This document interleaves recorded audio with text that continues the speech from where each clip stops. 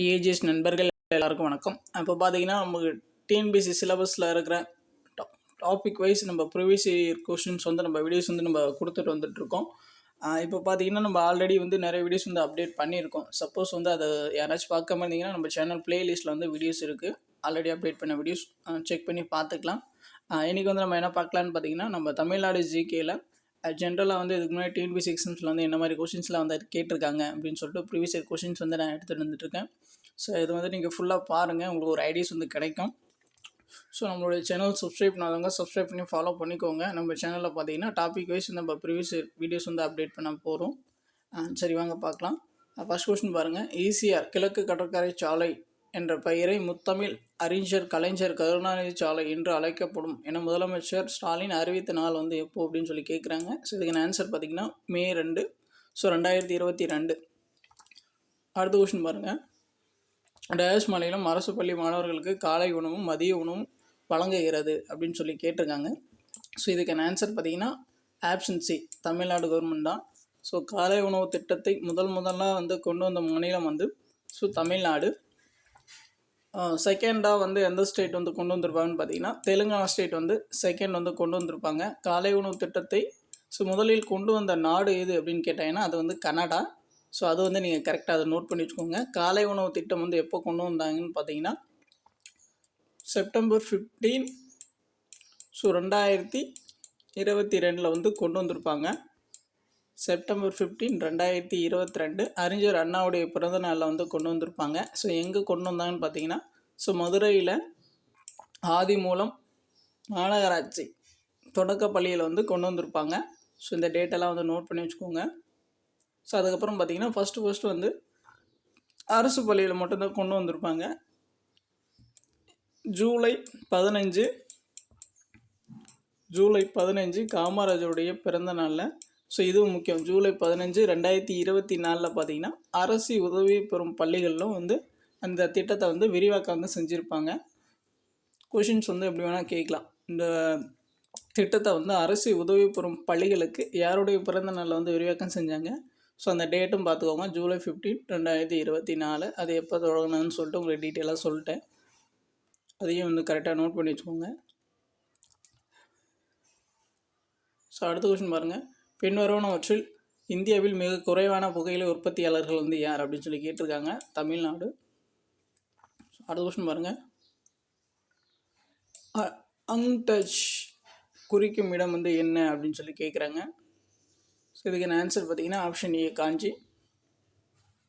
So அடுத்து பாருங்கள். So 2022-23 ஆண்டிற்கான தமிழ்நாட்டின் மொத்த மாநில உள்நாட்டு உற்பத்தி அதே காலகட்டத்தில் இந்தியாவின் ஜிடிபி வளர்ச்சி விகிதமாக 7.24%க்கு எதிராக டேஷ் % வளர்ச்சி அடைந்தது. ஸோ இதுக்கான ஆன்சர் பார்த்தீங்கன்னா ஆப்ஷன் டி, 8.19. ஸோ அடுத்து பாருங்கள். ஸோ 2018 ஆண்டில் தமிழ்நாட்டில் ஸ்டெர்லைட்டுக்கு எதிரான போராட்டம் நடைபெற்ற இடம்.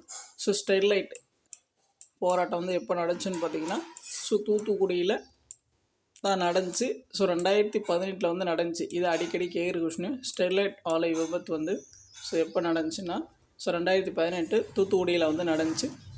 ஸோ இதை பற்றி ஆராயறதுக்கு வந்து ஒரு கமிட்டி வந்து போட்டிருப்பாங்க. அது பேர் பார்த்திங்கன்னா அருணா ஜெகதீசன் அவருடைய தலைமையில் வந்து ஒரு குழு ஒன்று அமைச்சிருப்பாங்க இந்த போராட்டத்தை பற்றி ஆராய. ஸோ அதுவும் வந்து முக்கியம்.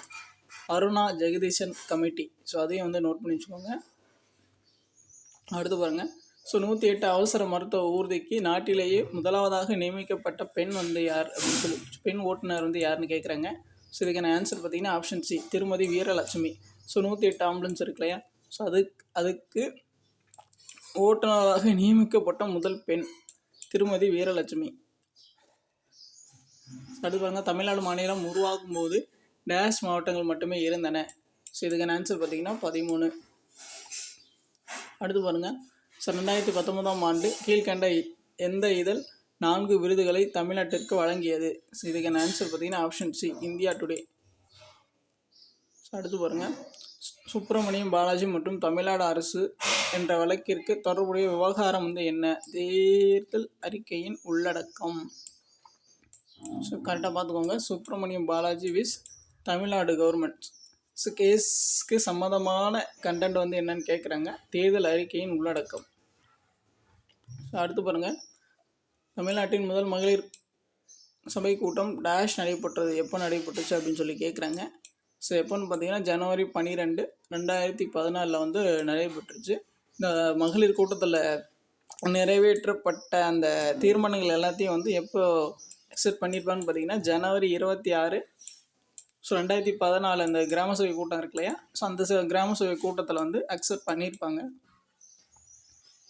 அடுத்து பாருங்கள்,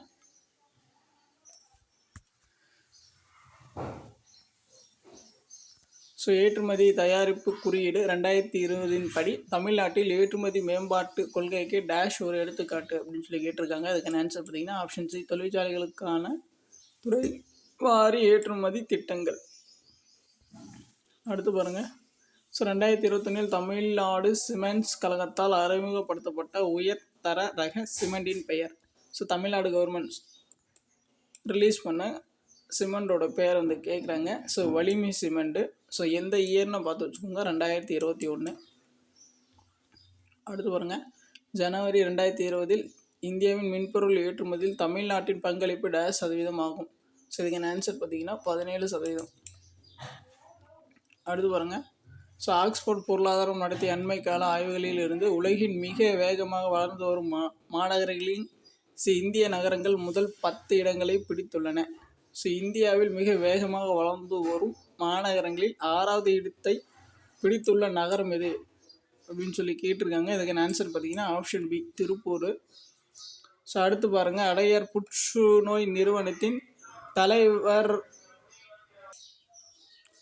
டாக்டர் சந்தா அவர்களுக்கு எந்த ஆண்டு பத்மஸ்ரீ விருது வழங்கப்பட்டது? ஸோ இதுக்கான ஆன்சர் பார்த்தீங்கன்னா ஆப்ஷன் பி, 1986. ஸோ அடுத்து பாருங்கள், பள்ளிக்கரணி சதுப்பு நிலத்தில் உள்ள சுற்றுச்சூழல் பூங்காவின் பரப்பளவு வந்து என்ன அப்படின்னு சொல்லி கேட்குறாங்க. இதுக்கான ஆன்சர் பார்த்தீங்கன்னா ஆப்ஷன் பி, 2.5 ஏக்கர். ஸோ அடுத்து பாருங்கள், ஸோ மாண்புமிகு தமிழக முதல்வர் திரு மு.க. ஸ்டாலின் 16/11, 2021 அன்று தொழில் வளர்ச்சி சார்பில் புதிய வகை வணிக பெயர் கொண்ட சிமெண்டை அறிமுகம் செய்தார். இதுக்கான பேர் வந்து வலிமை சிமெண்ட். பார்த்தீங்கன்னா இதுவே செகண்ட் டைம் ரிப்பீட் ஆகிருக்கான். ஸோ எப்போ ரிலீஸ் செஞ்சு பார்த்துக்குவோம், 2021.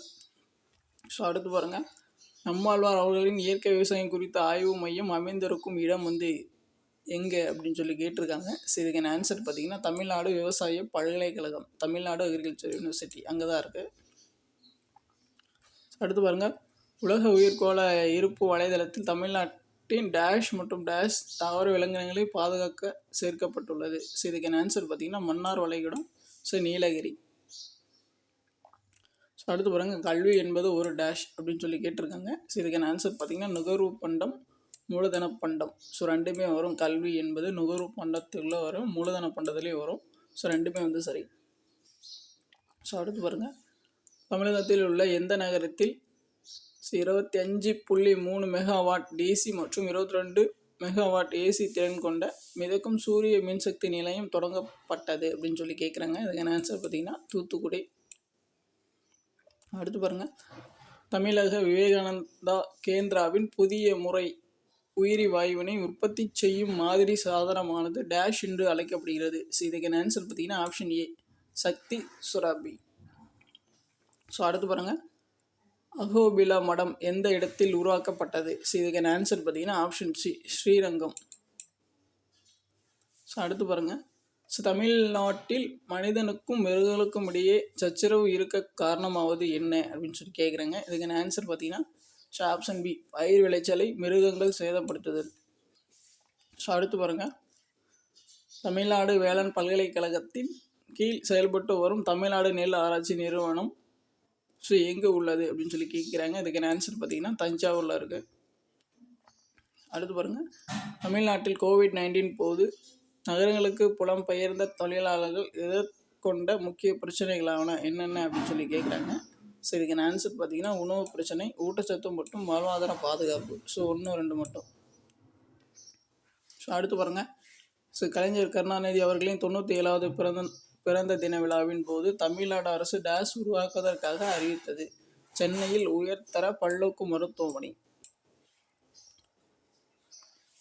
அடுத்து பாருங்கள், ஸோ ஸோ தமிழ்நாட்டில் இன்றிலிருந்து பிளாஸ்டிக் பொருள் பயன்படுத்துவது தடை செய்யப்பட்டுள்ளது.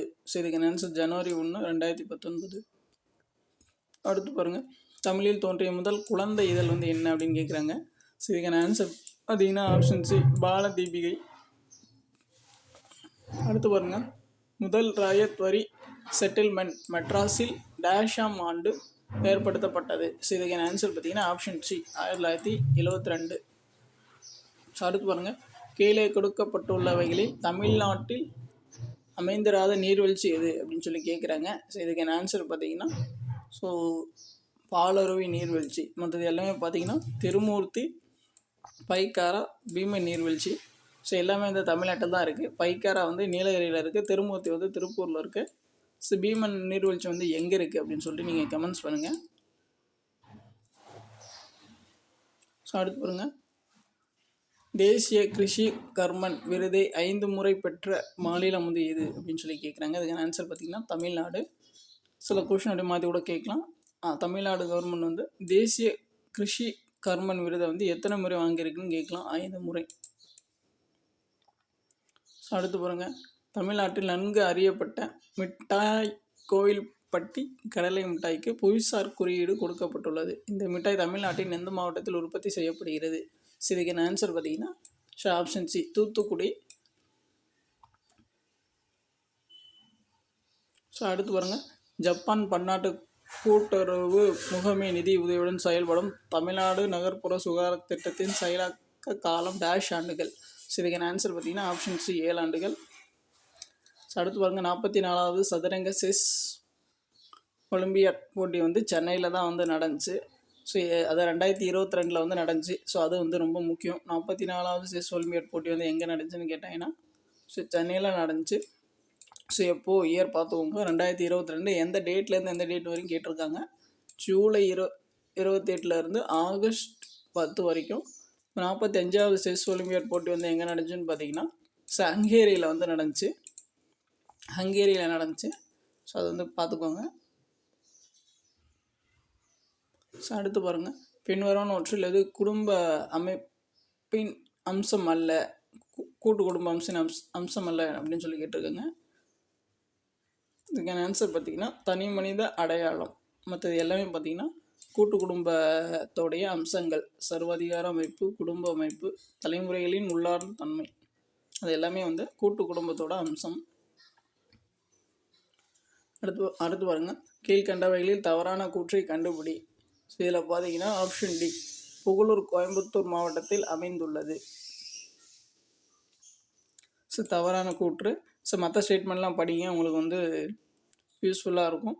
ஸோ எம்ஜி ராமச்சந்திரன் 1984 புகழூர் காகித ஆலையை ஆரம்பித்தார். ஸோ புகழூர் காகித ஆலையை வந்து எம்ஜிஆர் எப்போ ஸ்டார்ட் பண்ணணும்னு கேட்கலாம், 1984. அடுத்து பாருங்கள், டிஎன்பிஎல் புகழூர் காகித ஆலை ஆசியாவிலே மிகப்பெரியது. ஸோ இது ஒரு இன்ஃபர்மேஷனு நோட் பண்ணிக்கோங்க. 2013 புகழூரில் 100 கோடி சிமெண்ட் ஆலை ஆரம்பிக்கப்பட்டது. ஸோ இது மூணுமே வந்து இன்ஃபர்மேஷன் தான், நோட் பண்ணிட்டுருக்கோங்க. அடுத்து பாருங்கள், ஸோ என்எஸ்டிபி 2019-20 படி தமிழ்நாடு தனிநபர் வருமானத்தில் டேஷ் தரவரிசையில் உள்ளது. ஸோ இதுக்கான ஆன்சர் பார்த்தீங்கன்னா 6வது. ஸோ அடுத்து பாருங்கள், ஸோ ஆதி திராவிடர் மற்றும் பழங்குடியினர் மக்களின் ஒட்டுமொத்த வளர்ச்சியை மேம்படுத்த பல்வேறு நலத்திட்டங்கள் 2023-24 ஆண்டுக்கான வரவு செலவு மதிப்பீட்டில் டேஷ் ரூபாய் கோடிகள் ஒதுக்கீடு செய்யப்பட்டுள்ளது அப்படின்னு சொல்லி கேட்டிருக்காங்க. ஸோ இதுக்கு பார்த்தீங்கன்னா 3512.85 கோடி. ஸோ அடுத்த கொஸ்டின் பாருங்கள், ஸோ எந்த பகுதி தீவிர பகுதி மேம்பாட்டு திட்டத்துடன் தொடர்புடையது அல்ல அப்படின்னு சொல்லி கேட்டிருக்காங்க.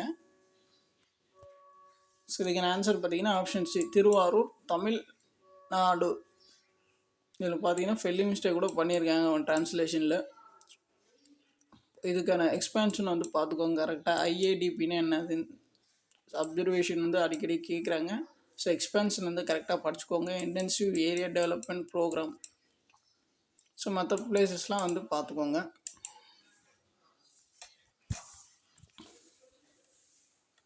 ஸோ அடுத்த கொஷின் பாருங்கள். சிட்கோ பொதுத்துறை நிறுவனமாக மாற்றப்பட்ட ஆண்டு வந்து என்ன, ஸோ எப்போ அப்படின்னு கேட்குறாங்க. ஸோ இதுக்கான ஆன்சர் பார்த்தீங்கன்னா 1971.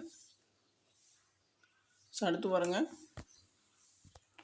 டிஐசிஎல் இதனோடு தொடர்புடையது அப்படின்னு சொல்லி கேட்குறாங்க. ஸோ இதுக்கான ஆன்சர் பார்த்தீங்கன்னா ஆப்ஷன் டி, ஷாரி லா 4th இந்த உயிரி பூங்கா, ஆப்ஷன் டி. ஸோ அடுத்து பாருங்கள். ராஜீவ்காந்தி தேசிய இளைஞர் மேம்பாட்டு நிறுவனம் அமைந்துள்ள இடம். ஸோ இதுக்கான ஆன்சர் பார்த்தீங்கன்னா ஆப்ஷன் பி, தமிழ்நாடு. அடுத்து பாருங்கள். தமிழ்நாடு வீட்டு வசதி வாரியம் மற்றும் தமிழ்நாடு நகர்ப்புற வாழ்விட மேம்பாட்டு வாரியம் உருவாக்கப்பட்ட ஆண்டு. ஸோ இதுக்கான ஆன்சர் பார்த்தீங்கன்னா 1961, 1970. ஸோ ரெண்டுமே பார்த்துக்கோங்க. தமிழ்நாடு வீட்டு வசதி வாரியம் வந்து 1961, தமிழ்நாடு நகர்ப்புற வாழ்விட மேம்பாட்டு வாரியம் வந்து 1970. ஸோ அடுத்து பாருங்கள். தமிழ்நாடு சமூக நல வாரியம் உருவாக்கப்பட்ட ஆண்டு. ஸோ இதுக்கான ஆன்சர் பார்த்தீங்கன்னா ஆப்ஷன் பி, 1954. ஸோ அடுத்து பாருங்கள். ஸோ NH 44 தமிழ்நாட்டின் மிக நீளமான நெடுஞ்சாலை ஆகும். இது ஒசூரிலிருந்து டேஷ் வரை செல்கிறது, கன்னியாகுமரி வரைக்கும். ஸோ நமக்கு தெரிஞ்சது தான். ஸோ அடுத்து பாருங்கள். தமிழ்நாடு காவலர் அருங்காட்சியகம் எங்கு அமைந்துள்ளது. ஸோ இதுக்கான ஆன்சர் பார்த்தீங்கன்னா ஆப்ஷன் சி, எழும்பூர். ஸோ அடுத்து பாருங்கள். சிறந்த பெண் எழுத்தாளர் பெயரினை மட்டும் சுட்டுக. ஸோ இதுக்கான ஆன்சர் பார்த்தீங்கன்னா ஆப்ஷன் டி, அம்பை. ஸோ அடுத்து பாருங்கள். ஸோ பொருட்கள் புவிசார் குறியீடு கொடுத்துருக்காங்க, அதை கரெக்டாக மேட்ச் பண்ண சொல்லியிருக்காங்க. ஸோ மஞ்சள் பார்த்திங்கன்னா நமக்கு தெரியும், ஈரோடு. ஸோ வீணை பார்த்திங்கன்னா தஞ்சாவூர் வீணை. மலைப்பூண்டு பார்த்திங்கன்னா ஸோ கொடைக்கானல். கண்டாங்கி சிலை பார்த்திங்கன்னா காரைக்குடி. ஸோ அவ்வளோதான் வந்து இப்போ தமிழ்நாடு ஜிகேலேருந்து என்ன மாதிரி கொஷின்ஸ்லாம் வந்து கேட்டிருக்காங்க அப்படின்னு சொல்லிட்டு ஓரளவுக்கு வந்து உங்களுக்கு ஒரு ஐடியாஸ் வந்து கிடச்சிருக்கும். உங்களுக்கு வேறு ஏதாச்சும் டவுட் இருந்துச்சுன்னா நீங்கள் வந்து கமெண்ட்ஸ் பண்ணுங்கள், நம்ம வந்து ரெஸ்பான்ஸ் பண்ணுவோம். வீடியோ எப்படி இருந்துச்சுன்னு சொல்லிட்டு உங்களோட ஃபீட்பேக்கும் வந்து கமெண்ட் பண்ணுங்கள். இப்போ தான் வந்து நம்ம சேனல் ஃபஸ்ட் டைம் பார்க்குறீங்கன்னா கொஞ்சம் சப்ஸ்கிரைப் பண்ணி ஃபாலோ பண்ணிக்கோங்க. ஃப்ரெண்ட்ஸ்க்கும் அந்த வீடியோஸ் வந்து ஷேர் பண்ணுங்கள். நம்ம சேனலில் பார்த்தீங்கன்னா டாபிக் வைஸ் வந்து எல்லா வீடியோவுமே நம்ம ப்ரீவியஸ் வீடியோஸ் வந்து அப்டேட் பண்ணிடுவோம். நீங்கள் ஃபாலோ பண்ணிக்கலாம். தேங்க்யூ.